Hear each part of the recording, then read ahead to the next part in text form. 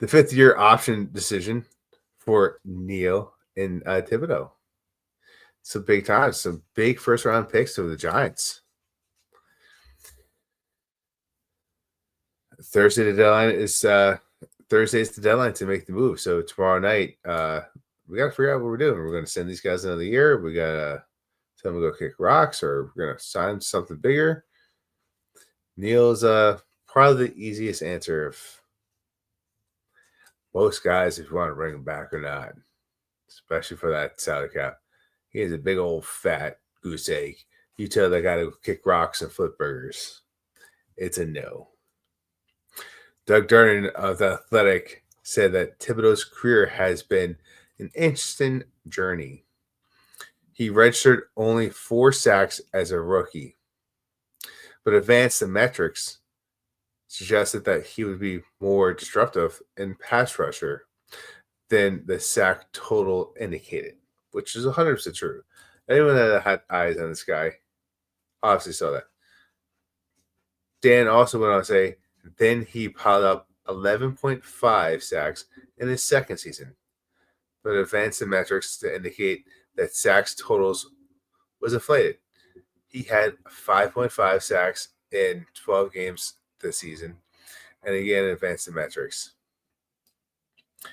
He was 16th in pass rush win rate, where few were more favorable.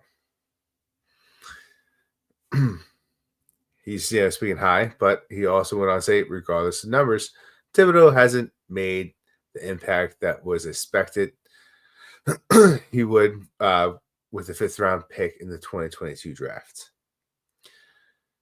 The Giants will need to make a decision on Thibodeau's $16.1 million for the 2026 this offseason. That's a tricky decision, but expected this regime to pick up the option on its first draft pick. So it's kind of tell signs there that Dan Duggan believes that Thibodeaux will be a Giant next year, and I also believe that Tibbs will be a Giant next year. He's been, not going to turn to what I just said, a roller coaster to watch. Has he made some talent? Has he made some moves? Has he been better at certain things? Yes, no. Depends on the year. Depends on the injury. What's going on? And it depends if he's playing the Washington Commanders or not, because about half those sacks of his career are against the Commanders, maybe more. It's telling. Picking up your offensive line, your defensive line guys, number 1 overall in the first round pick. I'm sorry, not number 1 overall, but in the number 1 round, if you will. Like, you're talking 5 and 7. These guys were supposed to be studs. They're supposed to be amazing. And you got one guy's going to be flipping burgers, and the other guy's it's going to be running some corners. And Thibodeaux has the opportunity to be a lot better of a player. He's been a roller coaster, but he hasn't shown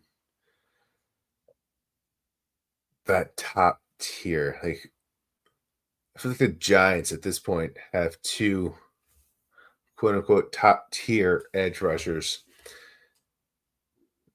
that are probably just below that. And it's not bashing, but they're getting paid like they should be top tier, which is the problem. Both really good talents. They're just kind of, I guess they're riding the bucket. I think Tibbs comes back next year. Let's see what kind of contract he gets after his 5th-year option. If you like that clip, then you will love the full episodes too. Find us on your favorite podcast app and look for us on all your favorite social media platforms. Thanks so much. Please, I'm begging you. Please subscribe.